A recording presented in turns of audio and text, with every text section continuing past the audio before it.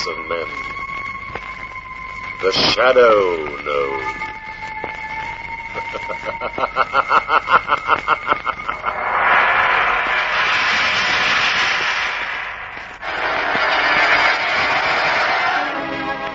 Once again, we bring you the thrilling adventures of The Shadow, the hard and relentless fight of one man against the forces of evil. These dramatizations are designed to demonstrate forcibly to old and young alike that crime does not pay.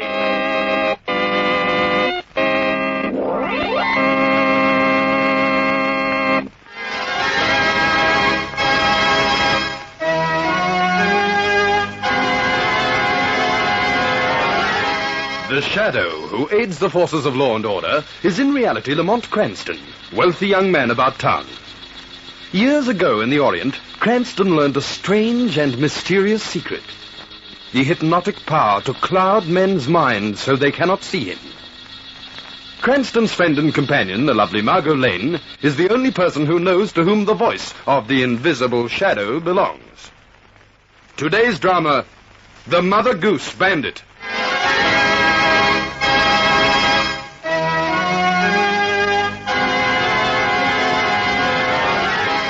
The Tinker Toy Shop on Park Street is the mecca of every child in the city from 5 to 50.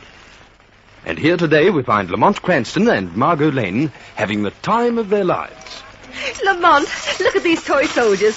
Don't you think they'll make a perfect present for Bobby? Lamont. Lamont. Oh, yes, Margot. Stop playing with that toy train and listen. Oh, go right ahead. I'm listening. And put down that aeroplane. Now listen, you big baby. Bobby Gray's birthday is tomorrow. Understand? We've got to pick out a present. Well, how about these Mother Goose books? Oh, don't be silly. You know Bobby's too young to read. Oh, but these are picture books. See? Now, there's a picture opposite each verse. Little Miss Muffet, Bobby Shaftail, Mary, quite contrary. Oh, they're lovely drawings. Yes, it's Guy Stark's work. You remember him. He gets the highest prices ever paid to a book illustrator. Well, he's worth it. I don't know how he gets such beauty and charm into these simple drawings. Lamont, you're right. Bobby will love this book. Let's take it, huh? Oh, excuse me. Will you serve us, please? Yes, madam. Just one moment, please. We'd like this copy of... Just one moment, madam. This order has to go out at once. Arthur. Yes, Miss Dunn. Arthur, I want you to deliver this Mother Goose book to Mr. John Mortimer. The address is on the package. Mm-hmm. He called up and wants it delivered at once. Yes, Miss Dunn. And at once means right away, Arthur, and no later. Hurry. All right. And now, madam. We'd like a copy of the Mother Goose, too, please. Would you wrap it as a gift? Do you wish to take it with you, or shall we deliver, madam? Oh, what do you think, Lamont? Lamont, what's the matter with you now? You trying to work out why you need one of those construction sets? No, I was wondering about John Mortimer. Well, what about John Mortimer, whoever he may be? Well, he happens to be a famous jewel collector. Bachelor, recluse, cynic, hater of men, women, and children. I'd give a lot to find out why John Mortimer reads Mother Goose rhymes. But I suppose I shall never know.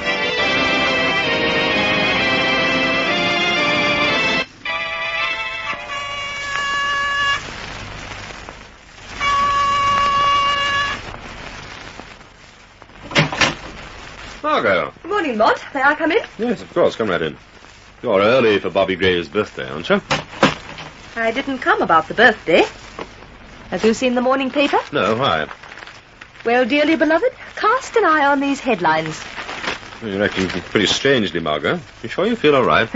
Let's see how you act when you read this. Remember John Mortimer, who had that Mother Goose book delivered to him yesterday? Yes, what about him? He was robbed last night. Rubies worth 90,000. What? Yeah, let me see that paper. Someone broke into the house, smashed the safe. Unknown burglar stole the famous 3 red peppers, valued at 90,000. Why are the rubies called the 3 red peppers? Oh, it's just newspaper jargon. They're supposed to look like 3 enormous red peppers. They're very rare, matched Burma rubies. Well, how do you like that for a morning pick-me-up? I don't, Margot. Let's get over to Mortimer's house as quickly as possible. I've a funny feeling that those Mother Goose rhymes have something to do with this robbery. Well, how do you work that out? I don't work it out. I just can't see crabby old John Mortimer amusing himself with Mother Goose rhymes. Something tells me there's more here than meets the eye. I see. And something tells me our next stop will be John Mortimer's house, right? Right.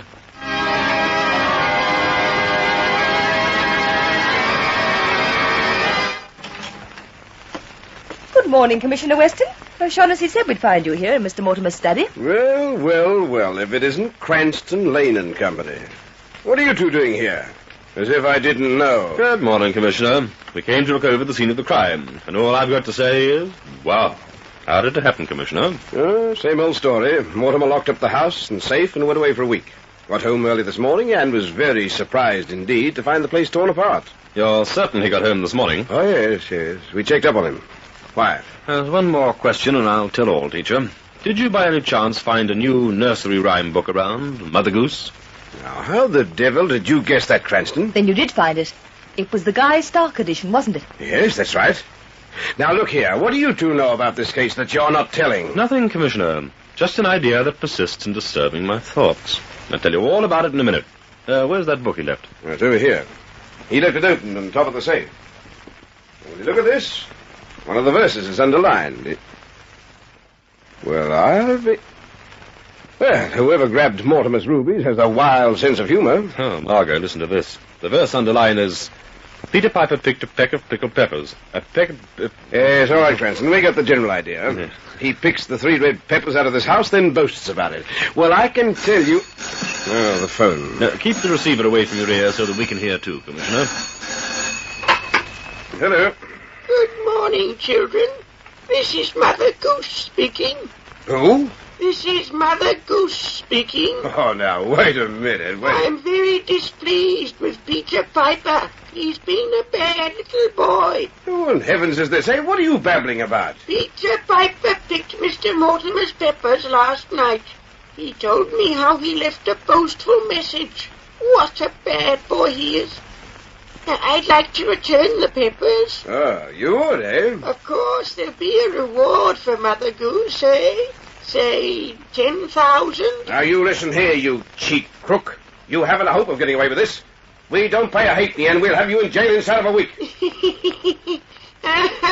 Well, in that case, Mother Goose, we'll have to keep the pretty red peppers. I'll give them to the little old lady who lives in a shoe. She'll know what to do with them. Goodbye, children. Well, how do you like that for nerve? Excuse me a minute, Cranston. I'm going out to get O'Shaughnessy under this. We'll comb the town for that smart Alec. Mother Goose. Well, we can't wait around, Margot. We'll have to be moving, too, if we want to catch Mother Goose. Well, Lamont, do you know where to catch Mother Goose? I have a pretty good idea, Margot. The Tinker Toy Shop got an order from Mortimer to deliver that Mother Goose book yesterday. Who phoned that order and who accepted the book if Mortimer didn't arrive home until this morning? Well, perhaps they were lying at the shop. That's what the Shadow has got to find out.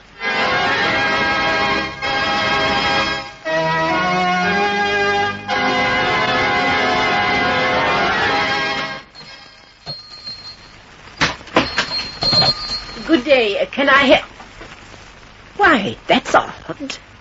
Arthur! Arthur! Yes, Miss Stone.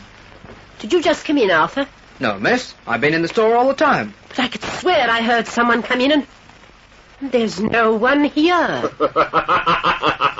Miss Stone. Oh, what's that? That laughing noise? This is the Shadow. The Shadow. You heard the Shadow enter, Miss Stone. You heard the Shadow, but you cannot see him. No man sees the Shadow. Oh, I'm getting out of here. Stay where you are, both of you. I'm not moving. Miss Stone, who ordered the Mother Goose book you sent to Mr. John Mortimer yesterday?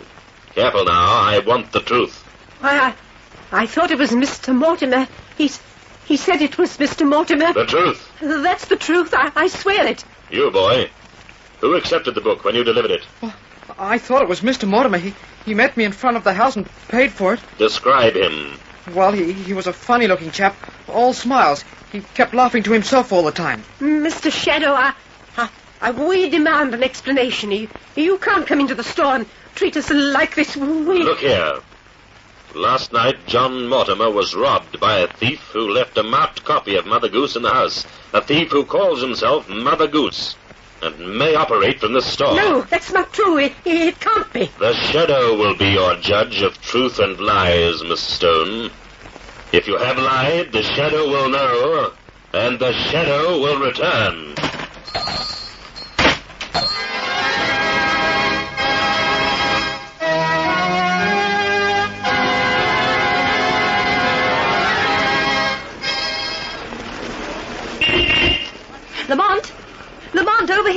Coming, Margot.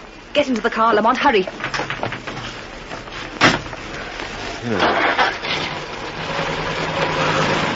I didn't have much luck in the Tinker Toy store, Margot. The Shadow found out one thing. John Mortimer certainly never received that book. The boy delivered it to a man who looked nothing like little old Mortimer. Hey, easy, Margot. You're driving like a maniac. Lamont, we've got to get over to the Gray's house right away. Huh? What's the matter? Didn't Bobby like his birthday present? Oh, don't joke, Lamont. Something awful's happened. I just heard a news flash on the car radio. What? Mother Goose has robbed Bobby's mother. What? Not that famous sapphire of hers? Yes, Lamont, the blue plum. Well, don't worry too much, Margot. We'll get the blue plum back somehow. But that's not all. Lamont, you remember the Gray's butler, John? That lovable old man? Yes, what about him? Mother Goose killed him. Yes. Yes, all right, O'Shaughnessy. I'm at the Gray house. Call me here if anything develops, won't you? All right, goodbye. Oh, now, you just please try and calm down, Mrs. Gray. We'll get this Mother Goose person if it's the last thing we do. But that won't bring John back. Commissioner, he was more than a butler. He was like a father to us. And little Bobby loved him. The old fellow was strangled to death with a child skipping rope. That was deliberate murder. Oh, it's too horrible to think about. Yes. He left another book, Cranston, too. I can guess at the rhyme it was opened at, too. Little Jack Horner. He stuck in his thumb and pulled out a plum and said, "What a good boy am I." That's right. What a good boy am I. And the lunatic murders a poor old man to prove it. Oh, Commissioner, the man must be mad. Well, mad or not, he's got to be caught. He's now become dangerous. You're right. Mrs. Gray, do you think you could answer some questions? Oh, yes, if they'll help, Commissioner. That's fine. Cranston, leave it alone, will you? Perhaps Mrs. Gray can give some clues. Oh, right, Commissioner. You come with me, Mrs. Gray. Let's go to the other room where it's nice and quiet. All right, Commissioner. Well, Lamont? I don't know what the answers are yet, Margot. All I do know is that John Mortimer and the Tinker Toy Shop are cleared. Mortimer wasn't in town, and the toy shop told the truth about their delivery to his house. I imagine that's O'Shaughnessy. Weston told him to call here. Hello. Good afternoon, children. This is Mother Goose. Oh. What is this, Mother Goose? Doing a little more boasting? Oh, little Jack Horner was a bad boy. He put in his thumb and pulled out the blue plum. But Mother Goose will be glad to return the blue plum to Mrs. Gray's pie. For how much? Mother Goose is so poor. Let's say, 20,000. There's also the matter of murder. Little Jack Horner murdered a poor old man. Oh, yes, little Jack Horner wanted the old man to try out his new skipping rope, but the old man was stubborn. It isn't nice to disappoint children. But enough of little Jack Horner. Does Mrs. Gray want her blue plum returned? When do you want the money? The witching hour. Tonight at midnight. Where? Old King Cole was a merry old soul, and a merry old soul was he. He called for his pipe, he called for his bowl, he called for his fiddlers three. What? What are you talking about? Goodbye, children. He hung up. Old King Cole, I wonder... Margot, I've got it. He obviously wants us to meet him at the statue of Old King Cole in the children's playground at the park. Well, we'll be waiting for him tonight. But, Lamont, you're not going to pay that murderer, are you? Yes, Margot, with marked notes. Perhaps marked money and the Shadow will rhyme well enough to get Mother Goose.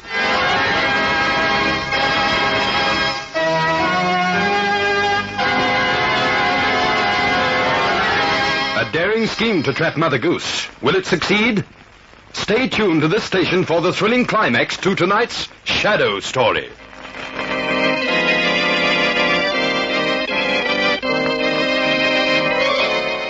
It is night, and in the city park, the eerie voice of the night wind disturbs the quiet trees, adding mystery to the silence of the city at midnight. Lamont, that's the statue up ahead, isn't it? Yes, just about 12 o'clock. Are you going to become the Shadow now? No, Margot. He knows my voice.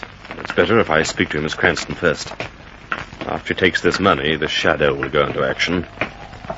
Lamont, there's someone in the darkness behind that statue. It's Mother Goose, children.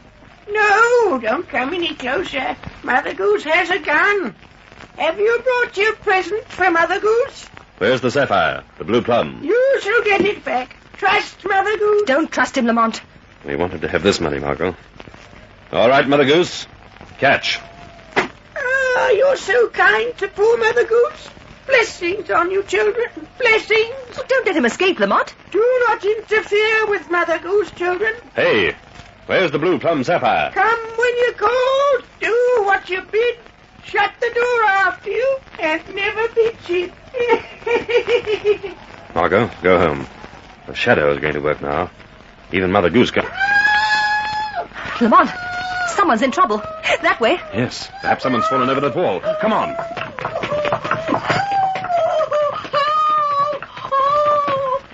Lamont, I don't see anyone. Margot, we've been tricked. Look here. It's a phonograph. Yes. And there's Mother Goose on the record. The other night upon the stair, I saw a man who wasn't there. He wasn't there again today, 'cause Mother Goose has flown away.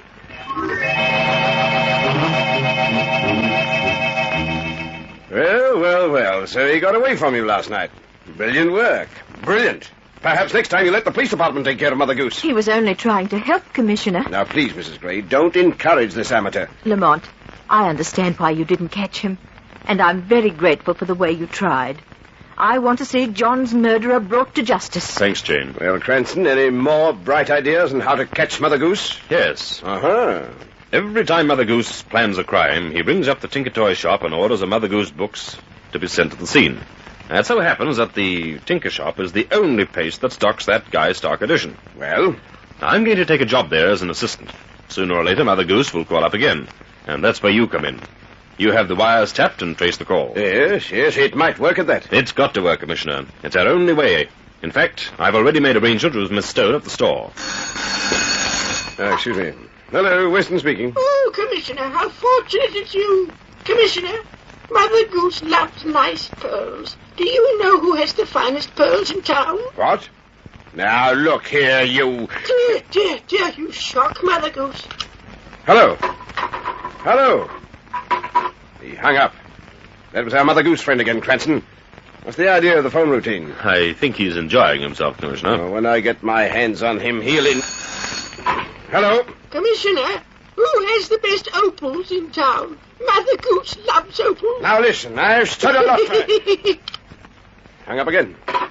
Cranston, if that lunatic rings once more, look... Now listen, you idiot. You're playing with fire. One of these days you'll... Hello? Who is this, please? Hey?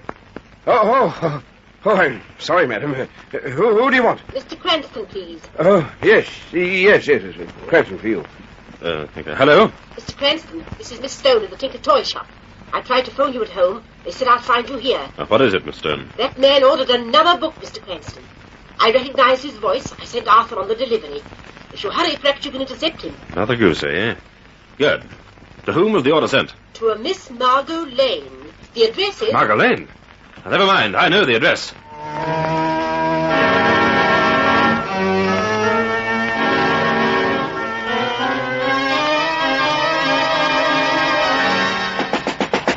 Margot!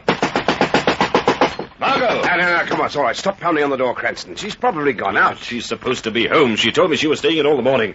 Have you got any skeleton keys with you? Yes, of course. Well, get that door open. All right. Here, calm down. Nothing's happened. Wait a minute, this one ought to do the trick. Yes, it has. Come in. Margot! Stop shouting, Cranston. Can't you see the place is empty? Miss Lane probably went out for something and... Yes, you think so. Well, look here, on the table. Eh? Heavens. Copy of Mother Goose. Little Miss Muffet sat on a tuffet, eating her curds and whey. Along came a spider and sat down beside her and frightened Miss Muffet away. So he's got Margot, too. All right, this is a declaration of war, and Mother Goose is going to get all that's coming to him. Now, wait a minute. Calm down, Cranston. Now, don't lose your head. Don't worry, Commissioner. If any head is lost in this case, it won't be mine. It'll be Mother Goose's.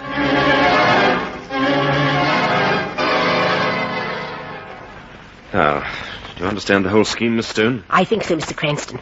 You're supposed to be the new assistant here. Just in case Mother Goose comes in person to order another book. If he phones, I'm supposed to call you. Right. Then I press this button. It'll signal to the police to trace the call.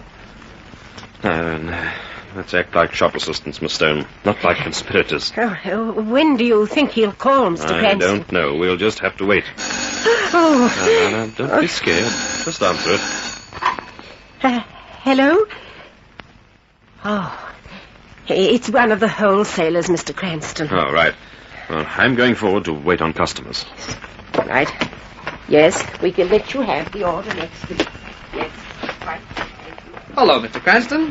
Hello, Arthur. Listen, do you know who was in here yesterday? No, who? The Shadow. Don't say. What did he look like? Golly, he was a big chap, about twice your size, and tough as nails. Gosh, when he looked at me, his eyes were like snake's eyes, all glittering.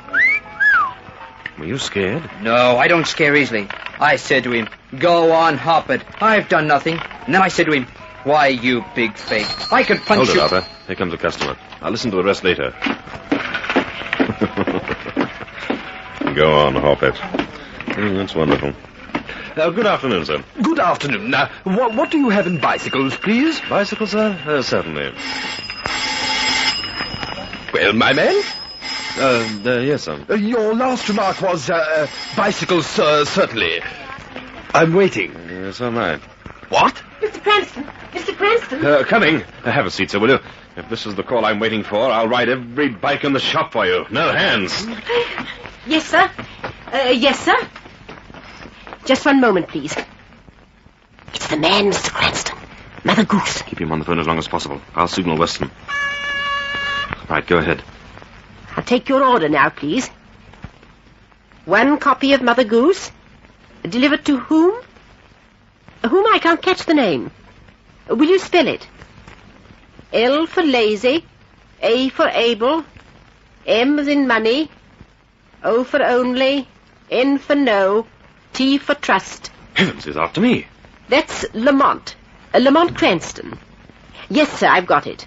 Deliver it tonight at 6 sharp. Thank you. I held on as long as possible, Mr. Cranston. I didn't want him to get suspicious. You did fine, Miss Stone. Let's see how Commissioner Weston's doing. Good work, Cranston. We got it. Listen to this. The call came from 39 Bank Street. I checked up on the address. Mother Goose is none other than the fellow who illustrated the books. The artist, Guy Stark. Yes, I'm not altogether surprised. He was always known as an artistic madman. Now he's turned his art to crime. Well, his career's going to end right now. We'll have a police car there in 10 minutes. Goodbye. That won't be quick enough, Commissioner. I'm afraid someone else will be there in 5.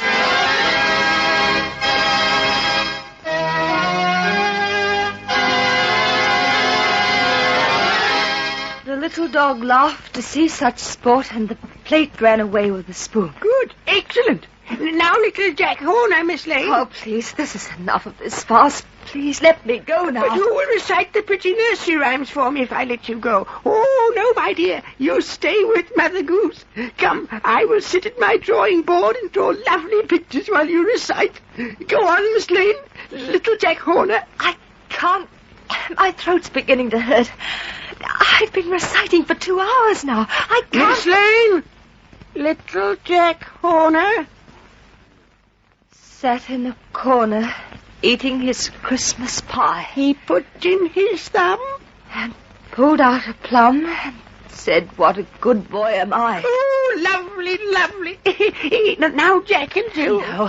No, this is insane. I won't. You hear me? Jack and Jill. Unless that white throat of yours can speak, it's of no use to Mother Goose. I could crush it in my hands. Speak. Speak. I can't. Not anymore. I said speak. Jack and Jill. Do you hear me? Wait.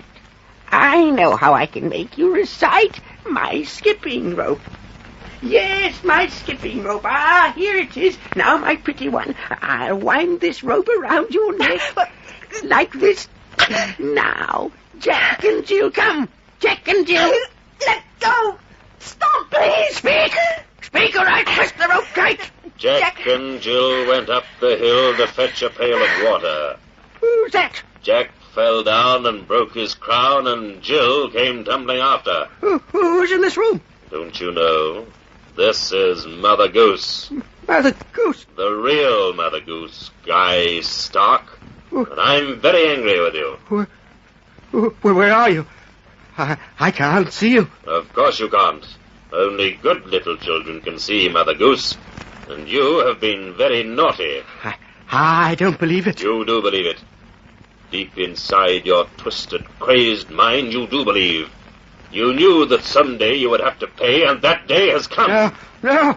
Oh, I'm imagining all this. It can't be. It's like those dreams I have. The dreams that are more real than reality. The nightmares. This is no dream, Guy Stark. This is reality. Listen. You can hear the police sirens in the street. Go to the window. Look. No. It can't be. How could they find me? Look down into the street. They're coming for the red peppers, the blue plum, little Miss Muffet, and for you. A prison cell. For silence and never another rhyme.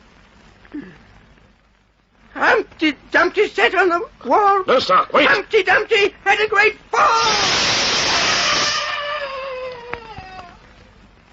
And all the king's horses and all the king's men couldn't put Humpty Dumpty together again.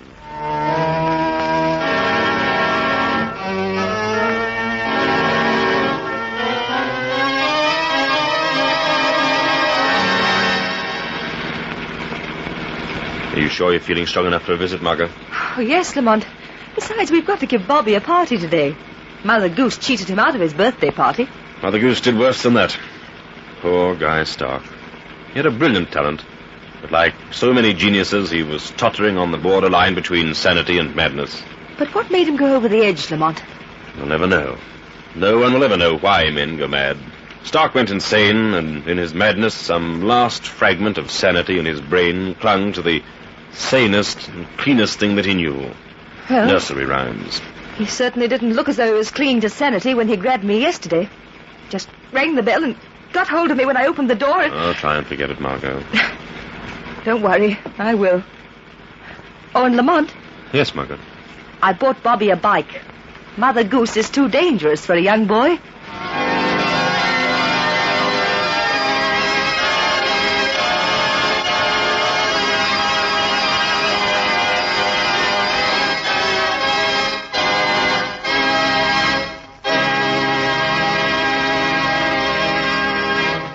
And so concludes tonight's exciting Shadow story. The seed of evil bears bitter fruit. Next week, same time, same station, another Shadow story. Be sure to listen. This feature is produced by Reg Johnston for Grace Gibson Radio Productions, a masterpiece of suspense.